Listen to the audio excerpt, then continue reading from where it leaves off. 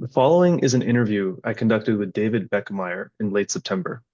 David is the founder and host of the Outrage Overload podcast, where he interviews people who are trying to engage constructively with the problem of political polarization. I probably don't need to tell you that there is something wrong with our political culture in the US today.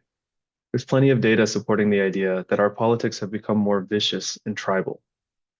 But most of you probably don't need to see the data. You've experienced it enough in your personal lives. Still, there are silver linings. In the midst of our toxifying discourse, a new crop of institutions are forming to bridge divides.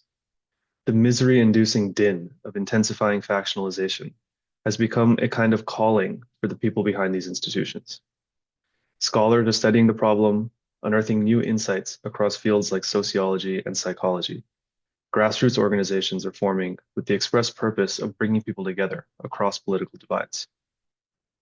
I actually met David for the first time at a weekly Zoom meeting for Crossing Party Lines, an organization that I would put into this category of trying to bring people together. David himself is a retired technology professional who felt compelled to use his time to do something about the problem of polarization.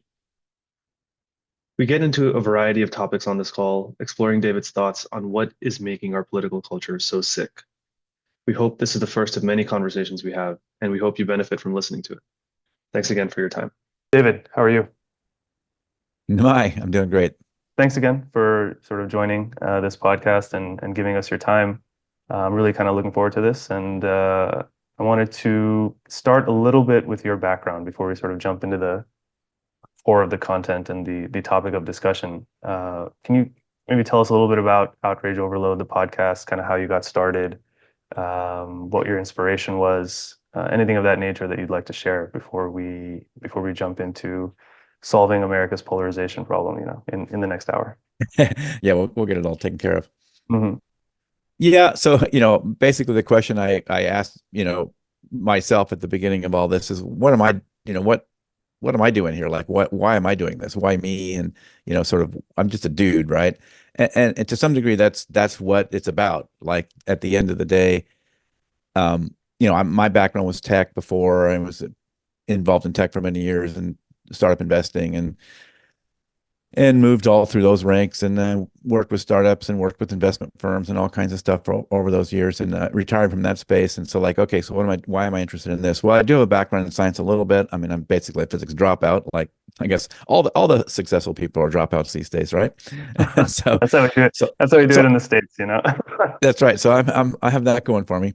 Yeah. And so yeah, I have a little bit of background, but I'm basically a layman. And so there was, before, and so if we look at this problem and why this started hitting my radar, it was, you sort of look at the 2016 election and that kind of heated things up. And you saw a lot of people, breaking friendships and, unfriending people and just a lot of fights between family members and good friends. And you saw that. And then you sort of had COVID and the lockdowns and that ramped that up even more. You had people fighting over that and losing friendships and breaking connections. And so all that was kind of swirling around my sphere. And so at some point I'm like, what's going on here? And this doesn't seem like it's a productive way to get anything done. And so I Mm. said, okay, so what is happening here? And are people looking into this? Is what's going on? And so then that got me looking into that a little bit. And so okay, so are there people looking at toxic polarization? Yeah. But what I saw was a lot of academic stuff. And so where Mm. I thought there was a place maybe for somebody like me was to take listeners on just this curiosity journey. Like you don't have to be a scientist to, you know, listen to my show or get something from my show. There was a lot of podcasts, or not even podcasts, but other things going on out there were kind of academic to academic, where you could get lost in the weeds pretty fast. And if you were in that niche, you might find that interesting. But if you're just kind of an average person, kind of wondering how to get through the day and what's going on, you might get lost in all the weeds. So that's what I kind of wanted to do is let's bring these scientists on, let's bring these other practitioners and other experts that are in this space, but then let's go on a journey together as more of the layman. And can we parse out some of this and try to understand it, as just a curious person that's intellectually curious and wants to kind of study the nuance of it as opposed to the simple story that you get in typical journalism where they have to simplify it and give you that 2-minute version. Mm. We can go a little bit more in depth and we can cover some of that nuance. So that's kind of the inspiration for it was just all this happening out there. and then saying, but there's maybe another way to talk about this stuff. So that's kind of how I arrived at it. Kind of maybe I hit my own personal outrage overload, and that's kind of what inspired the whole thing. Yeah, you're reaching the point of system malfunction. You're like, we need something needs to change. That's yeah, and I think a lot of people probably, I mean, anybody who's even marginally sensitive to, the broader kind of society has been feeling a sense of something is off in the way we communicate with one another, the way we relate to one another. It has something to do with politics. Maybe it goes deeper than that, but something's kind of off, and it's been that way for a while, and it's sort of just this background thing, that's just in the background, and probably impacts, the way a lot of us are just sort of moving through society and life, and trying to be part of the solution, I guess, was the impulse. And yeah, I guess it has to be something that the layman can do. It can't just be something that academics and, highly, sophisticated intellectuals are capable of sort of grappling with this problem. Dealing with the outrage overload has to be something that everybody participates in. Otherwise, it's just an academic exercise. That's kind of where I want to go in this podcast, is kind of extract from you, as you've had so many conversations with so many thinkers and sort of, really bright people who've devoted their attention to this problem. What have you learned, and about how we got here, and, where we can go? And so maybe we can start there a little bit. You have these concepts that you've developed on your site, outrage industry and outrage porn. What are they? Maybe we can start with some definitions. Like, this is kind of the focus of your podcast. What are these concepts that you're focused on? Yeah, and as kind of a lead into that, or framing that a little bit, is Yeah. one of the big papers that, as I started to research this, I sort of dove into a lot of academic papers, and one of the ones that really set a lot of the tone for what really resonated with me was this paper in 2020, where they introduced this term political sectarianism. And you may know the paper. It's like Eli Finkel and a whole bunch of researchers worked on this, and Okay. some of the top I'm people. going to take notes as you say some things, just for my future reference. But go ahead. Yeah. Yeah. So this paper is about political sectarianism, and there's also a Scientific American's article about it, if you don't want to read the actual paper. But and there's a lot of other stuff reporting on it as well. Eli Finkel was kind of the main one, but then it has just tons and tons of leading scientists in this field that worked on that paper. And they published that paper in 2020. They came up with this term political sectarianism, which is there's sort of been this language around affective polarization. So when we talk about polarization, there's sort of the issue polarization, where Yeah. parties and segments differ on the issues. And there Right. was this other term kind of being developed, and that's still used out there, called, about affective polarization, where it's about our affect, and it's about how we feel about the other side. Yeah. And the political sectarianism really kind of nailed that, because it really described what I was observing, which is this idea that we have moralized, our tribalness now, and that we don't it had three main points about the way that we turned it into like we've sort of replaced our religion with our politics, and so you not only think the other side is wrong and has bad ideas, but you find them morally unacceptable. So they're not only have bad ideas, but they're bad people, and we start dehumanizing along those lines. And so that really captured a lot of it for where we've gone. And that was kind of a centerpiece of where we're at, and how we got here, and why it even started that dialogue. And, and the outrage piece of it, and like I talk about the outrage industry, and didn't really invent that, but I've kind of expanded on how that got used a little bit. Jeffrey Barry wrote, and Sarah Selberai wrote a book about 10 years ago and used that term. The book was called The Outrage Industry. And they were at that time mostly talking about that kind of talk radio and that, because that's kind of what was going on back then. They didn't really talk a lot about social media, and they sort of talked about talk radio, and also the kind of the emerging, or really, they were around for a while, but the really entrenched partisan TV media as well. So sort of the Fox News and the Tucker Carlsons and Right. the MSNBC side, right? So that was a big part of their focus, and at that time it was also kind of the Tea Party, and it was basically this idea that it's an incentive structure, right? I mean, you're going to go after what sells, and so this outrage sells, right? So it's a kind of an innate in our personalities that it's easy to spin us up, and we get Yeah. tribal about it, and so is it just that there's a lot of incentives, and so it worked, right? And once something works, people are going to do it. So Mhm. that's where the outrage industry comes from, is that, and then I've kind of expanded that and feel like this technique of kind of focusing on the badness of the other side is kind of it's a simplifying mechanism. So it's used by a lot of people. Obviously, TV news and other news media uses this. If they spend a lot of time getting you angry about things, it's kind of easy. Political campaigns do it, right? It simplifies my life as a politician. If I mostly can just tell you how bad the other side is, I don't have to really articulate my policies or make as many promises. My promise is I'm that other guy's terrible, vote for me.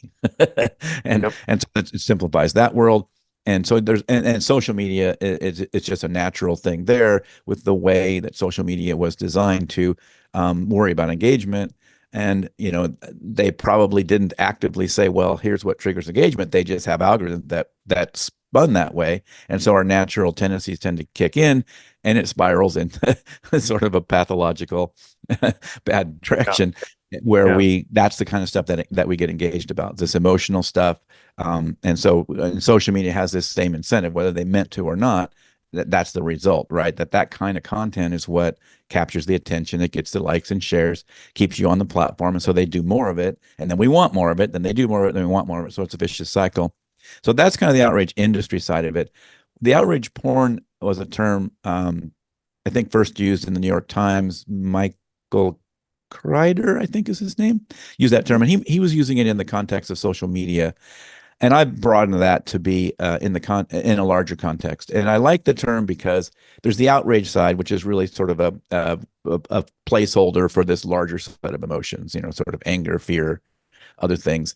Um, and so that's kind of the outrage side of it, is this emotional, trying to drive these emotions. And the porn part of it is, like I sort of hinted with the vicious circle, is that we want it, right? We want this stuff. It affirms our, and that's another thing from the political sectarianism paper, is this it affirms our moral choices, right? So we get validation that we made the right choice. If you keep telling me the other side is bad, that makes me, at least in the short term, feel good about my decision and my side. My side's the righteous side, and the other side, is evil. And so you keep feeding that to me, and I want more of it. Like, I like it. We get in our circles and do that among our friends. We get in our bubble and we and we spend most of our time telling each other how bad the other side is. We're not changing anybody's mind. We already think the other side's bad. We're not gaining anything. But we like that. We do more of it. We do more of it in social media. So that's where the outrage porn part comes in. The outrage part is that emotional thing, and the porn part is that we want it. Like, we're sort of addicted to it, and we go back and get more of it, and we like to do it, and we can fall into that in a way that's unhealthy. I mean, we have fallen into it in a way that's unhealthy. Yeah. No, I think that's great. And those are two, and you can see how those two concepts sort of interlock. It's like the outrage porn is like the product. And because engagement, people's attention is just so valuable, and it becomes increasingly valuable when you have like global interconnectivity. Now, since everybody can sort of be in the same conversation, being able to engage, you can engage millions of people potentially, and even, the common person can do it now. It's not gate kept so much. And so the incentive to sort of harvest that engagement is humongous. And this product is it appeals to a lot of people, even though it's sort of destructive in its effects. It often reminds me of, have you seen the show Breaking Bad? I don't know if you've Yeah. seen that show. Yeah. Do you remember that in like the final, this is not a crazy spoiler, or maybe it is. So, for those Okay. listening, be careful. But I feel like it's been long enough that I have the license to do this.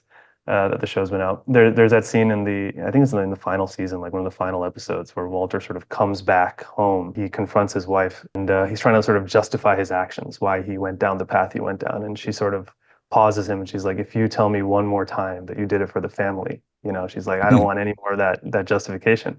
And he's given up. Like, he's at the end of his road, and he's like, "No, I did it because I liked it, and I was good at it. I liked it, and I was good at it." And maybe that's a lot of what you're sensing in a lot of the people who are the most sort of vociferous, um, sort of culture warriors, there are these sort of righteous motives, but there is an element of Um, it's fun. It's fun, and I'm good at it. I know how to argue the points. I know how to debate the points. It's exhilarating, and uh, and that's what keeps people coming back to this kind of thing. Is that fair? Is that kind of what you're getting A at, or little bit.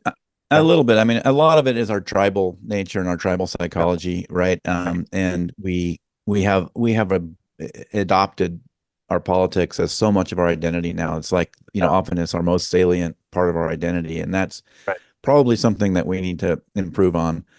yeah, But like I say, there's a lot of incentives that have created this, and it's up to us to kind of unwind from this. And I mm, think that's what makes it hard is the incentives are so powerful. So we yeah, have, these kind of evil, you might say, incentives. They're just, evil is a bad word, but you know what I mean? It's like we have yeah, these kind of monetary incentives that it's like, oh, it's the right, good way to build a business. yeah, But we also have our own personal, psychology incentives, right? Like this is the psychology that we like. We yeah, want to tribe up, and that's kind of our evolutionary niche, right, as and so it's very innate in us, and it takes activating other parts of our brain to yeah, fight it. Right? It's almost yeah, like democracy itself is the kind of complex democracy that we have has some of those same problems, right? Like yeah, um, getting things done is hard on purpose, the way we built our system, our yes, totally. government, and it's the same thing. Like you have to engage in that. You have to be willing to engage in that and activate your front part of your brain. And Mm, and often we want these simple solutions, and so that it's sort of like it mimics that problem as well, right? The political mm, polarization that we're in was this. We're so heavily divided. So we're not only divided sort of 50-50, we're also like bitterly divided. mm, And so, you know, it's not really even ideology a lot of the time. It's really just this completely tribal, but we don't really that. We always want to. We think rational. I think we're making all these decisions, but sort of doesn't really true. Like our emotions are engaged a lot more than we think they are, and it can be hard not to see that. And again, that's part of just how our human psychology works. So those are some of the challenges about it: is becoming aware of it, and then even if you are aware of it, sort of. What's a mechanism what are some tricks I can use to kind of overcome personality or psychology that wants to drive me to this tribal fighting?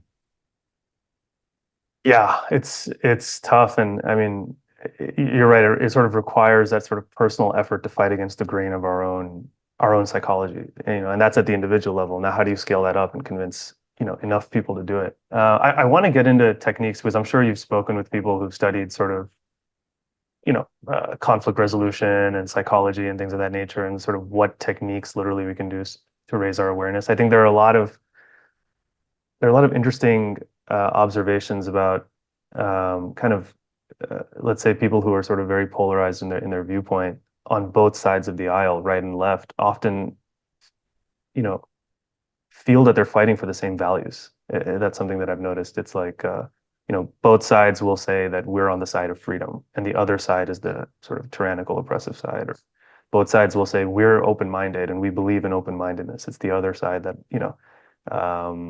doesn't, et cetera, and things of that nature, which is very interesting.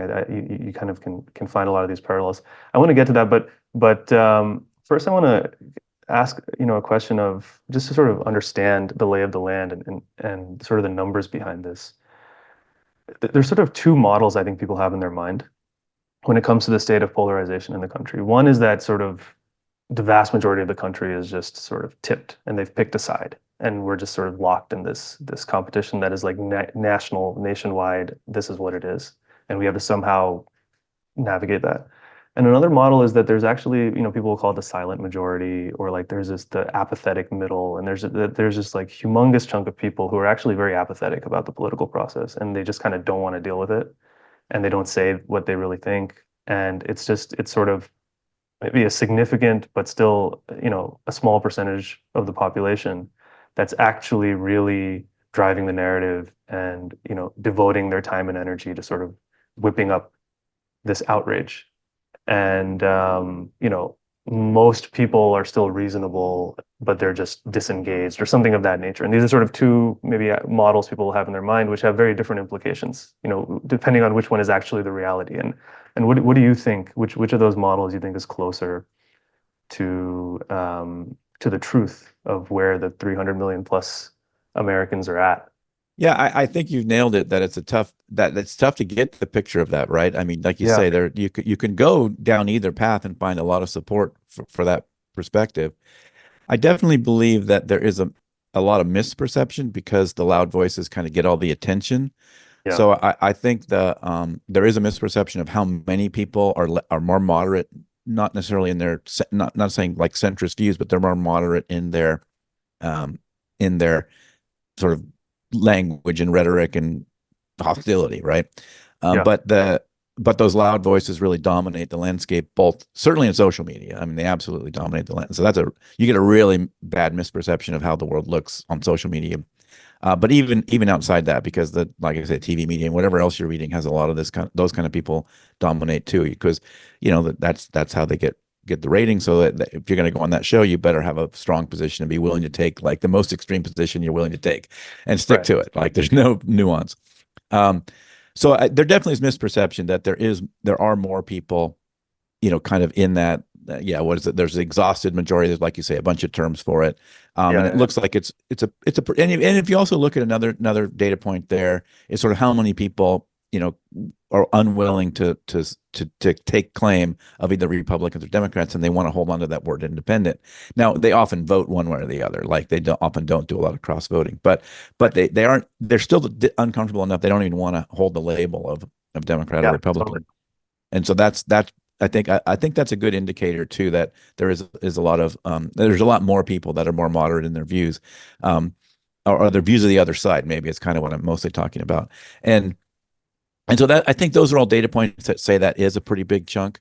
But you also do have, like I say, like I did a lot of research on, I did a lot, and it's anecdotal, it's not totally scientific, but I've done Okay. a lot of interviews with regular people on the street. And what you also kind of hear and I see this in a lot of other contexts as well, that you sort of get these people that sort of say, I'm really fed up with the vitriol and yada yada, because the Republicans are terrible, or they finish it with because the Democrats are Yeah, awful and ruining the country. It's like, okay, you're doing the thing that you're yeah, talking about yeah, like yeah, right now. yeah, So I think yeah, that's a big piece of it too, is that we don't really realize how much we're in it, like we're yeah, caught in it, and yeah, how much we've already kind of judged the other side and all that kind of stuff. And so it's a little bit like you say of a toss up. I think there is a big majority. I'm sort of counting on it with my show, and other people are as well. yeah, That there is a big majority that are kind of fed up with it and want to start looking the other way. But yeah, it's also because of these things we talk about. It's like it's so easy, the water flows downhill. It's so easy to fall back into it really quickly. You get in your little bubble, you start yelling about so and so did this, so and so did that, and pretty soon you're right back at it again, right? So I do think there's that. Yeah, I think it is there. But it's going to be tough to break because it's easy to fall back into. And it kind of feels good in the moment, right? And it's hard for us to realize it's not helping us long term to be like that. yeah.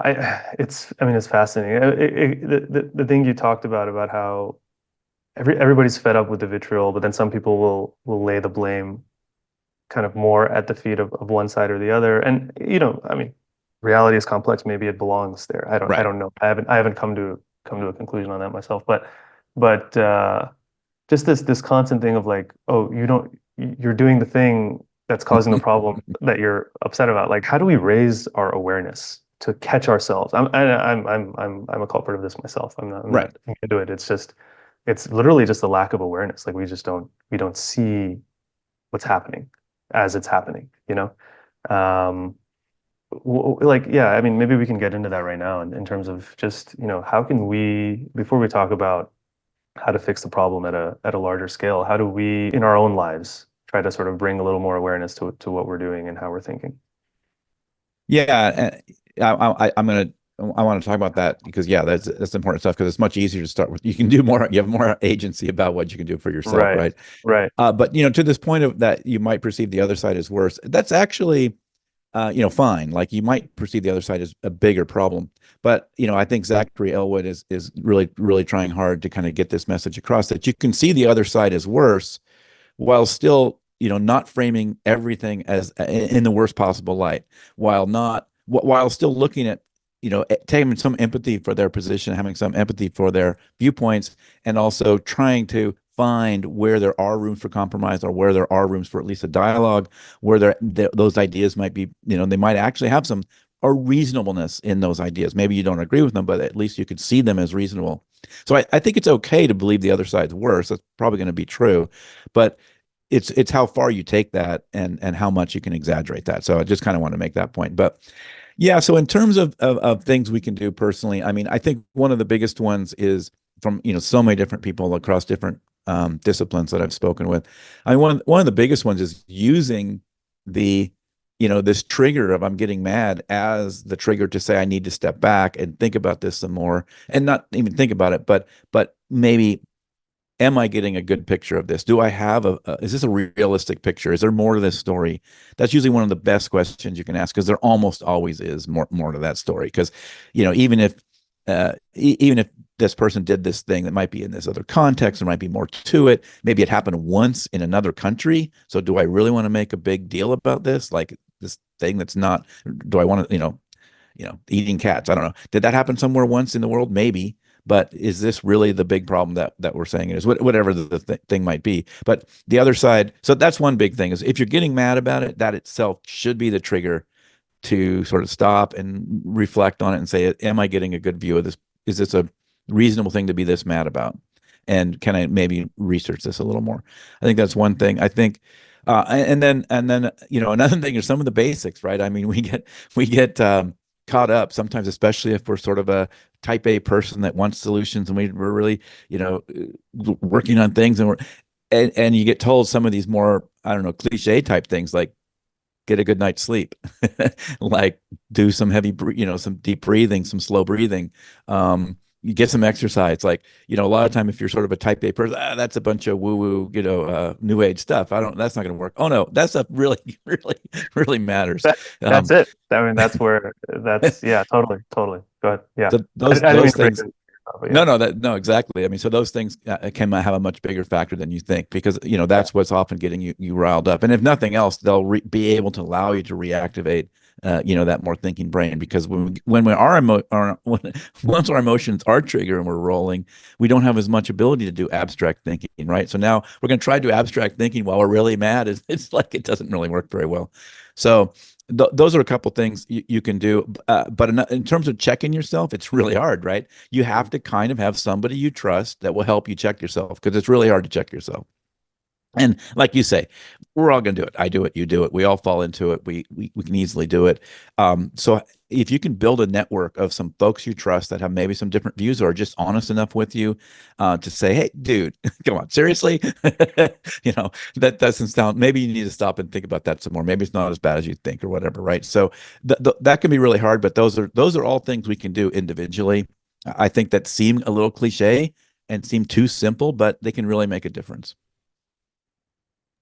Yeah, it's like, put first things first, right? I mean, sometimes these cliches actually are packed with a lot of wisdom, and it's like, first, you know, make sure your own mind is in the kind of state where you actually can engage with something responsibly before you, try to, like you said, before you try to do all kinds of abstract thinking. First, make sure your mind is actually in a balanced, stable state, and you actually have to practice. How do I Yeah. get back into that state when I'm in an agitated mode? And it's actually a skill. Like these are actually skills that need to be developed. I think sometimes maybe people have this sort of blind spot where they're like, oh, if we're just talking about things happening in my own mind, I can just whatever, I can just make it happen, or they don't see it necessarily as a skill that needs to be trained.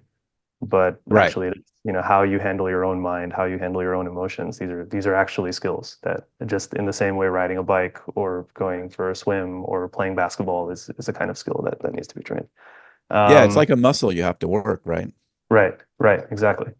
Um, God, And I always talk to people about um, you know, focusing on your own side, being critical of your own side a little bit more too, because we're um if you put the focus there, you might have a little bit more chance of being critical to your own side once in a while if you really focus on that, because it's so easy. Most of our energy is spent, criticizing the other side. So if you can put a little more energy in criticizing your own side, asking questions like, are they just trying to make me mad? Because they probably are. And maybe there's more of that story as well. And also like not taking some of this seriously, like understanding a little bit more civics doesn't hurt either, right? Like, we go out and we want a politician to make all these promises, right? We ask them, well, we're asking them to do something that they can't actually fulfill most of those promises in the way our government works, right? So we're asking them to do something so we're only setting ourselves up to be mad at them later because they're not probably going to do. We should be asking them to be more realistic about, what can they do or what can we do or how could, some of those kind of things. But just learning a little bit more about your government will make you more realistic about what kind of expectations you have of your candidates and your politicians. Like we shouldn't have the expectation that one person can go in and solve all our problems. No, absolutely. And maybe this is a direction. I mean, there's so many different directions I want to go, but this was one of them. Which is like, I'm going to caveat this because I'd like to get into a little bit of like education as like a subject broadly. But I remember there's a writer who I really admire, who I followed, who tweeted out once. He's like, the minute you start having ideas about how to reform the education system, that's when you need to pause and reevaluate everything you're doing because you may be going in a kind of megalomaniacal direction or something. So with that caveat, I do think obviously we need some kind of an education system, and it definitely will have flaws. And one area is like, do we just, going back to skills training, do we just not have the skills or the knowledge of how to engage with our political system properly? Like, are people just not trained to do democracy the way we have it, this constitutional republic? So, I mean, it's an intricate framework that's been created where a lot of responsibility was put on the people. I mean, the people are the sovereign in the political theory of this system. And the sovereign means you comes with a lot of responsibility. And you're supposed to like do something, be very actively engaged in the political process for the system to work. And do we just not know how to do that? Just before you jump into that, there's this one piece of research that this organization called Unite America, maybe you've heard of them. They put out this thing called the primary problem, which I read a couple of years ago, and it just totally shifted my whole perspective. At least with the legislature, with Congress, the real elections happen in the primaries, and it's like 10% of the voting population votes in the primaries. I think they calculated some number. I don't know if it's changed, but it's something like over 80% of congressional districts are pretty much captured by one party. Like they're going to go one way no matter what, which means the candidate that party elects is going to be the congressperson for that district, which means the real election is in the primary for that party, not necessarily in the general. But it's something like, so if you accept that number of like over 80% and you accept the number that like 10% of people are voting in primaries, effectively 10% of people are voting for over 80% of our lawmakers. And it's like, and there's so many other things, there's your town hall meetings that are happening. There's just a variety of things that go into like doing democracy and participating as the sovereign beyond just voting in the general. And have we just like forgotten how to do that as a society? And how do we, if so, how do we fix that? Yeah. Yeah, no, that's a big thing we talk about a lot on the show is that, and that's something that's changed over time. That it used to be about half the districts were pretty competitive. And like you say, now it's gone down to, is it 20% or less maybe? And and that has also contributed to the polarization and the extremism in Congress as well, right? Because you can have a more extreme candidate take those because they can't lose. Basically, they're not going to lose. And so you get these more extreme candidates, and that's just been an escalating factor over recent decades that's gotten worse, right? So that is more of this cascading problem, right? So then that creates that creates more fragmentation, that creates more division, that creates less chance of getting things done. And yeah, so we've got a lot of things going against us right now. And I think, I love the topic of education, even though I'm not an expert about it. And like you say, like anytime you're thinking about fixing it, you probably need to shut up. But it's such an important thing to me. Like I would love to see more civics. I would love to see more description of our government, and also just like appreciation for what we have and what it took to get it to build to build these institutions. Because I think this idea that there's such a meme out there that we can just tear all these down and build better ones. It's like it's the same thing. If you're thinking about tearing down the institution, you probably also need to stop and figure out what these institutions are and how hard they were to make. So it's something else. It really discourages me when I see so many people so quickly ready to just throw these institutions out. I mean, institutions like we have are really hard to build. There was a lot of thought put into them. They've also got mechanisms for updating if they got stuff wrong. And we just sometimes just don't appreciate how much we have there.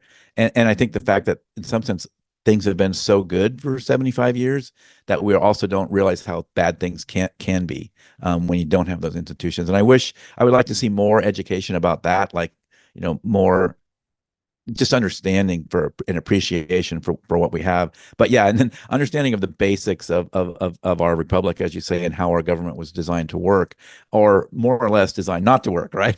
And it's really hard to make it work because, like I said, you need that electorate to participate, but you also need people to get in a room with people they disagree with. Like that's fundamentally critical to how our government was designed to work. You have to be able to get into a room with people you disagree with and work things out.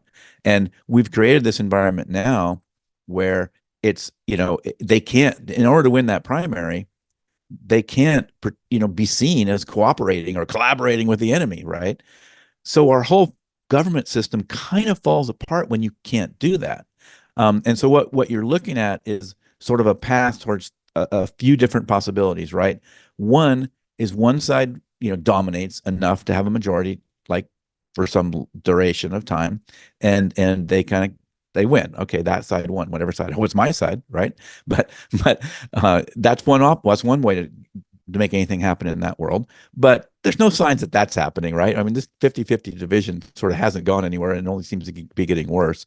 So, but that's one thing people think, right? So, and both sides sort of think that. Both sides right now sort of think my side can dominate and that'll be problem solved, right? Now my side will dominate and we'll dictate forever for a long time what happens.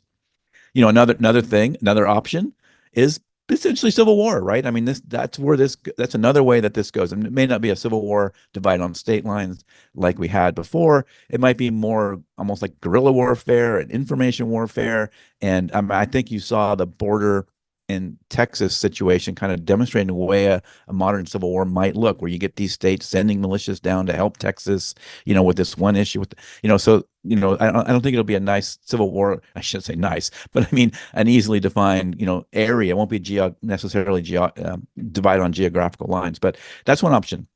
But the third option, a lot of people think there's only two options. It's going to be like my side wins or we have civil war. I think the third option we need to look at, and what a lot of the experts I've talked to, a lot of people that are studying this around the world, my show, others trying to talk about this, want to promote is this idea that we get back in a room again with those people we disagree with, and we find a way to have better conflict discussions, better dialogue with people we don't agree with. And that's the third option that is the option that's going to save us, right? So that's what I'm promoting. That's what I'm sort of steering us toward. And as you say, that's the hard option, right? It's not natural to do that, but it's critical. If we want to not have one of those other two options, it's kind of critical that we do that. So that's where I see this. Yeah, I mean, I wasn't intending on going in this direction, but since you brought up the topic of sort of the desire to sort of dominate over the other side, and this is something I've been thinking about. I've been exploring even potentially producing an article around it. If anybody listening to this wants to work on, partner on that, please please reach out. But it's this idea that there's this other concept in democracy that is called the electoral mandate. And I feel like that concept is just not there among a lot of people today, where it's like if you won 51-49, you don't have a very strong mandate from the population to do significant sweeping social change.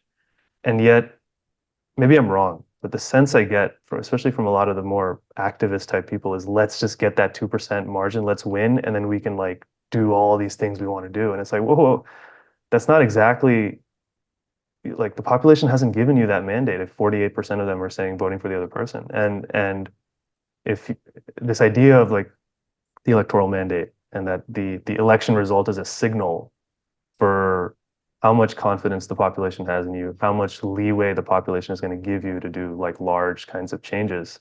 I don't hear that talked about as much, and I do think it's like a very important and sort of powerful idea within a Republican democratic system. Anyway, that's just a thought. I'll just throw that in there, but it's sort of an interesting thing. Well, and I think there's a misperception around that due to the polarization and also Yeah, the sort of isolation that we're doing, yeah, um, where we get in our group and everybody there seems to agree with us and yes, everybody there yeah, thinks the same thing. So we get yeah, this yeah, misperception that the whole world must be like that, right? yes, But the other yes, side got the same kind of meetings happening somewhere that you're not totally, in. totally.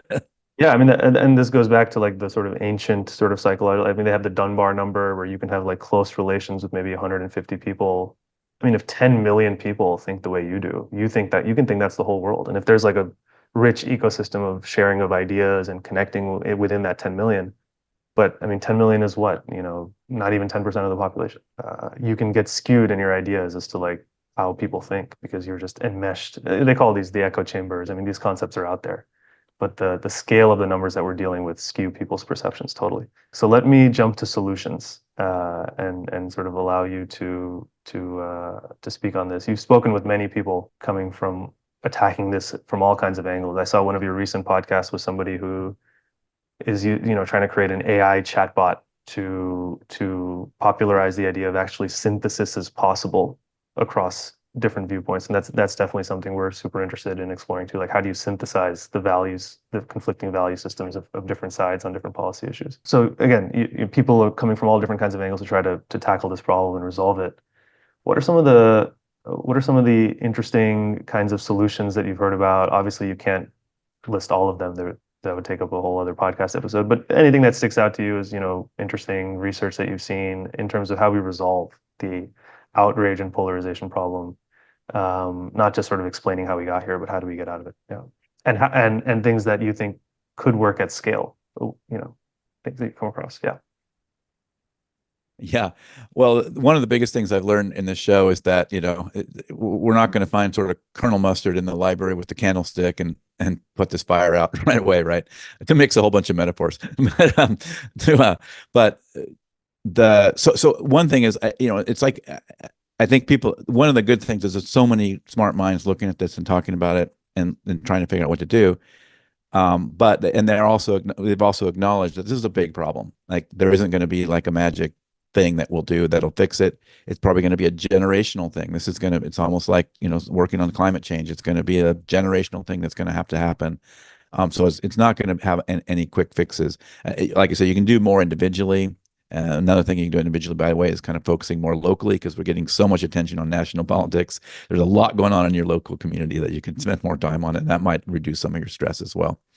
But so if you look at what the consensus seems to be from after 100 or so interviews that I've done, and a lot of research papers I've read, the consensus seems to be it's almost like, like if you look at a lot of people have studied what happened in other countries that had some of this going on and how did they get the ones that got out of it, how did they get out of it?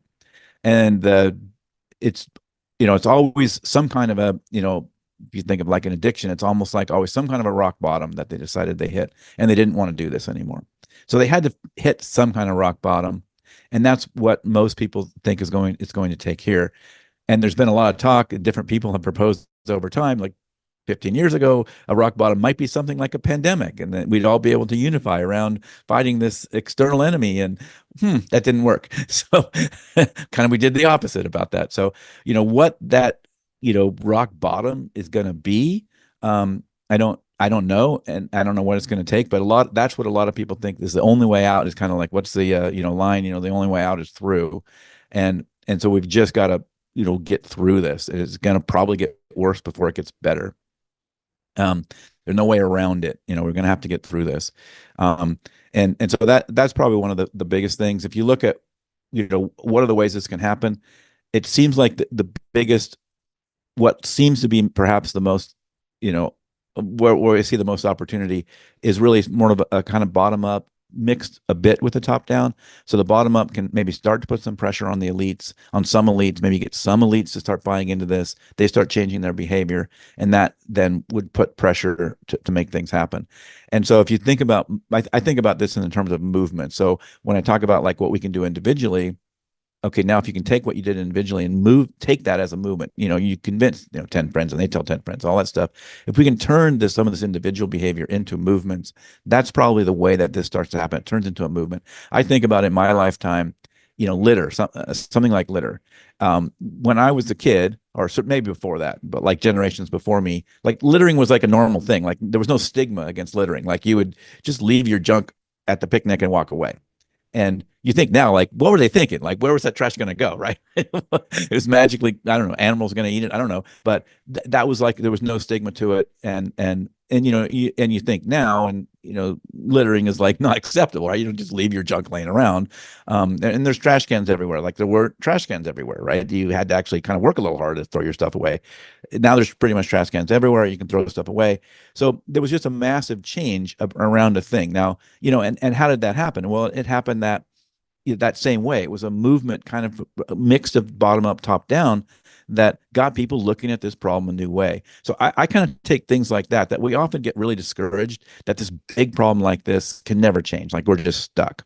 But if you look at some of those kinds of things, another kind of analogy about that, if you think of, people in the forest for a forest fire, a lot of people dropped matches or did something that probably wasn't proper behavior managing fires, and it didn't start a forest fire.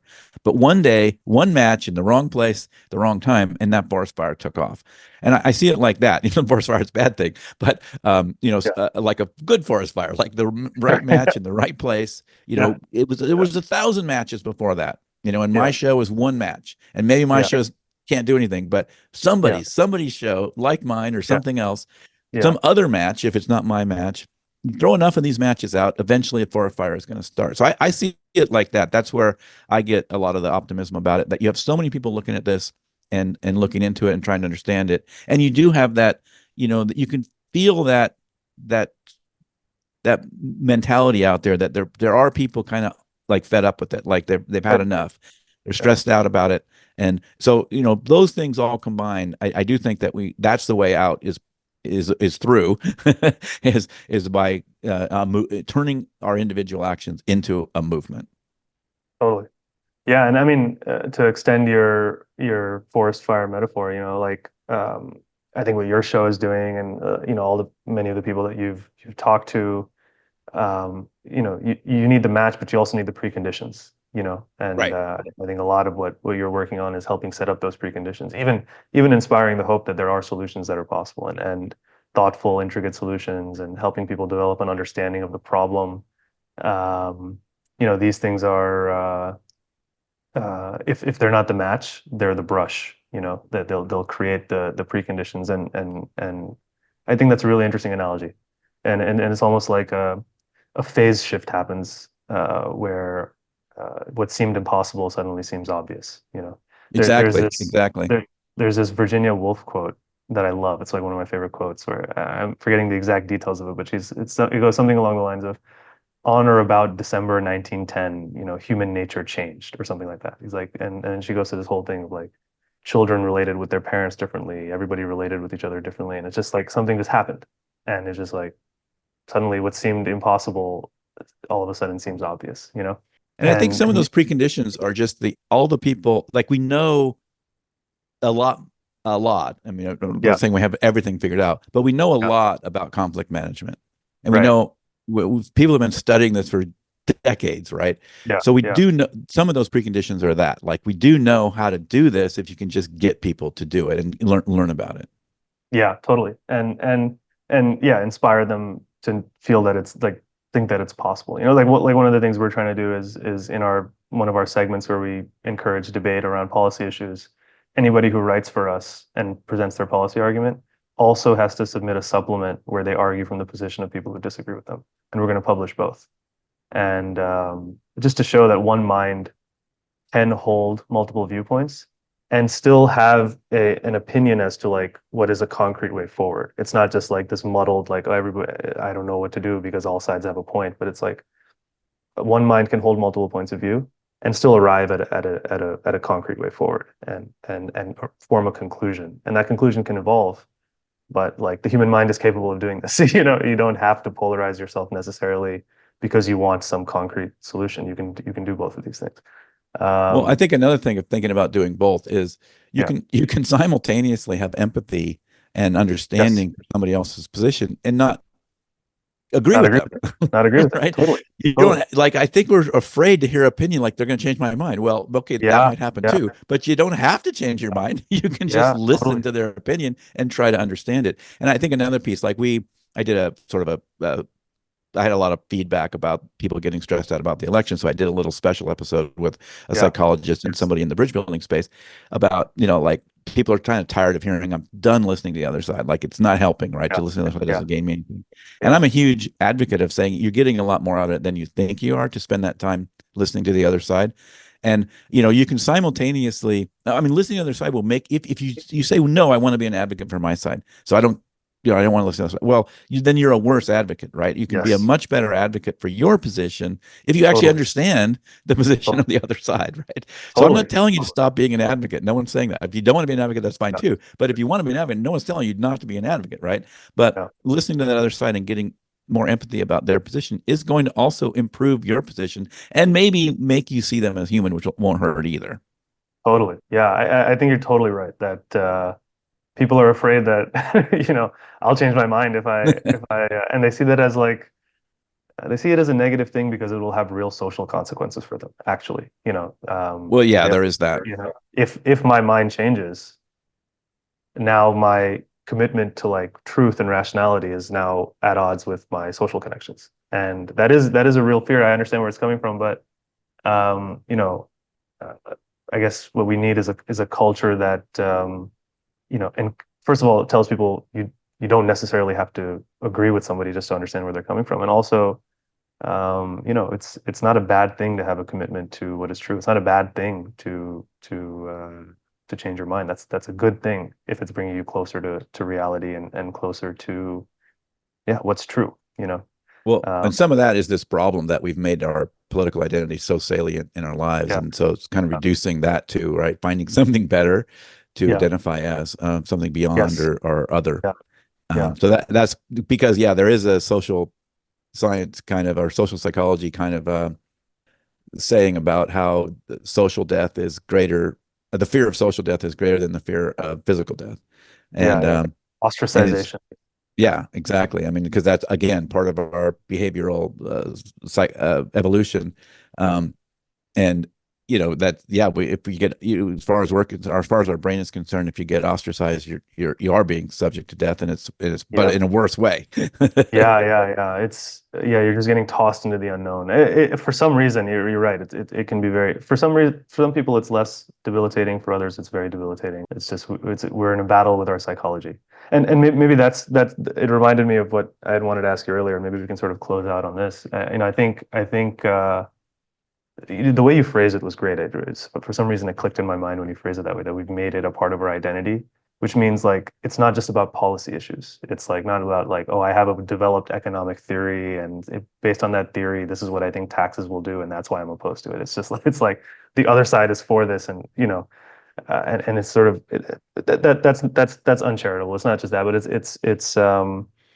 I think what you mentioned is it's not just political polarization. We have affective polarization, where we're not really just debating policy issues. There's like this deeper emotional layer where we're not able to keep an arm's length distance from the policy debate itself. It's we have enmity with other people. It's not just about trying to figure out the best policy for the country. And that means that the actual root problem, is deeper than just sort of politics. It's somewhere else. It's like what you were mentioning about the sleep and eat your vegetables and that kind of thing. It's like if you're sick, maybe the root problem is in your lifestyle. It's not just that you have this bacterial infection right now. And in the same way, the root problem of our polarization is somewhere deeper than just political discussion and debate. And where do you think that is? Maybe somewhere at the level of culture, and where do you think that is? And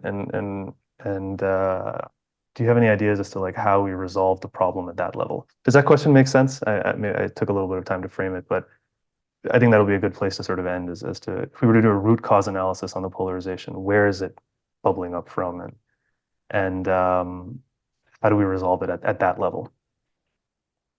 Yeah, I mean, it seems like it's as simple as we've been telling ourselves these narratives of how evil the other side is, and we sort of just bought into those narratives. Again, I Mm, think it's part of our desire to simplify the world, and it's mm, easier to understand in kind of a fairy tale, black and white, good is bad, good and bad, and evil, good and evil sort of story, yeah, and not appreciate the nuance because it does make our life into more of a fairy tale. But that brings me back a little bit to the Walter White thing, right? So we yeah, like our fairy tales, but you get a character like Walter White, we can deal with complexity, right? He's not a good yeah, guy, yeah, but yeah, he's a yeah, hero, right? So, yeah. so I think that we can deal with complexity, but we find Mm, ourselves sometimes in these narratives where we get caught up thinking we want this nice, simple view of the world.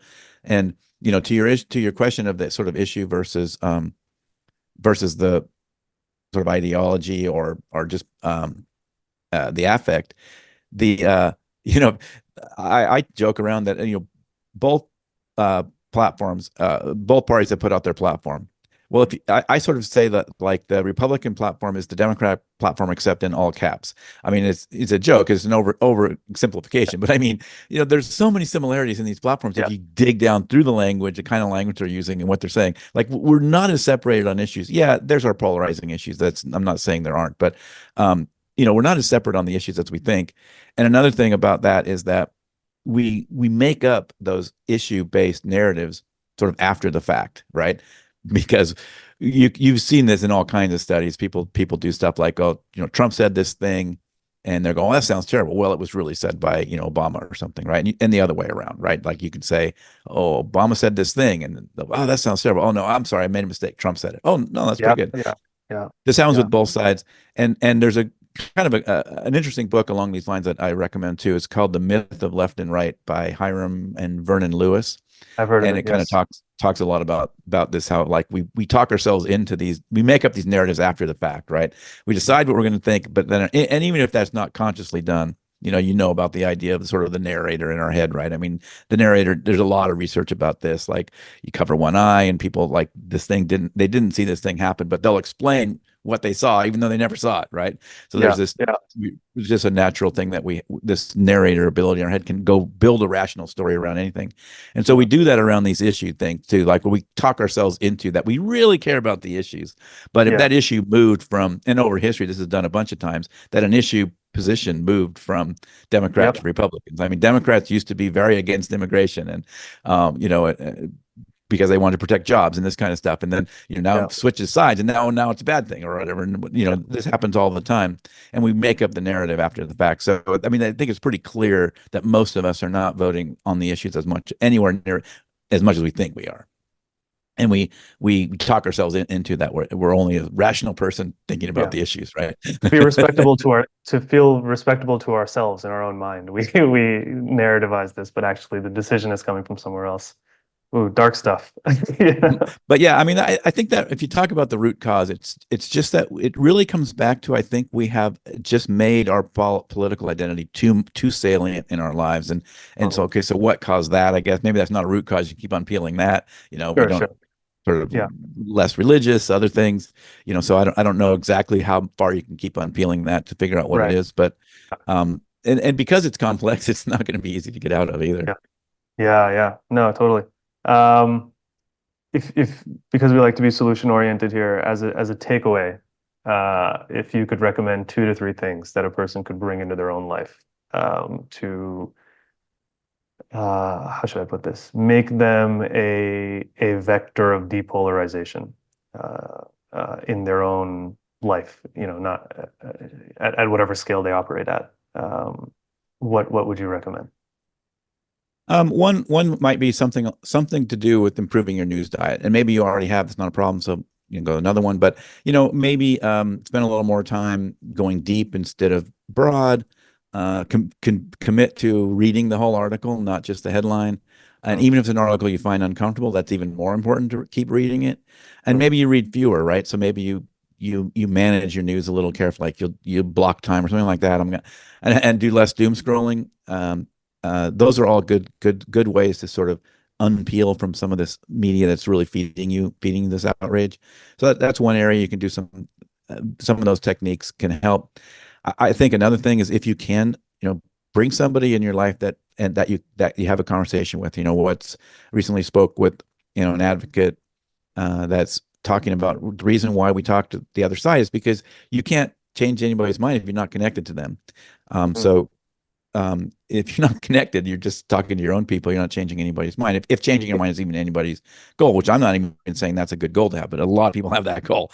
Oh, yeah. So Yeah. bring somebody in the network. Now, if you don't have anybody in your network, I'm going to recommend something like participating in Braver Angels, or Mm. there's another group called Crossing Party Lines. Yes. Participate in those conversations because you'll get some differing views, and you'll have to force yourself to be uncomfortable to hear those views, which I think, again, I can't understate how important I think that is. Like so many people think, I've heard their views, I'm over it, right?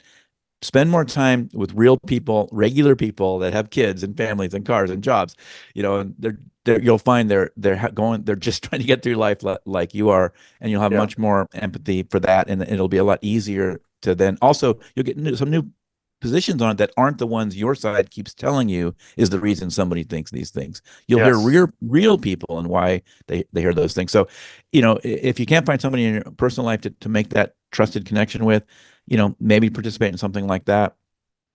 And yeah, I guess the other one is being mindful. Like if you are going to participate in even with your friends or online or going to watch even part of the news on TV, Yeah. go in with that mindset that just remember that they are interested in your attention. They're interested in kind of aggravating you because that's what helps them get attention.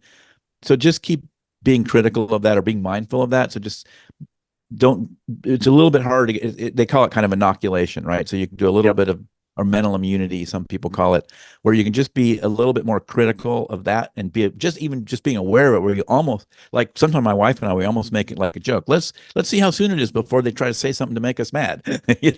and Yeah. just Yeah. with that awareness that they're doing it makes you a Yeah. little bit insulated from it. Yeah. Yeah. Absolutely. No, I think those are great. And yeah, I mean, you're right. Just going into that media programming just with that lens that, this is what their intention probably is, or at least their intention is colored a little bit by this motive. Um, It really does help. will inoculate you to some degree. Totally. That is great. Thank you, David. I really appreciate you taking the time. This was fun. Yeah, it was great. I really appreciate you inviting me on to my. I did too. And take care. All right, take care.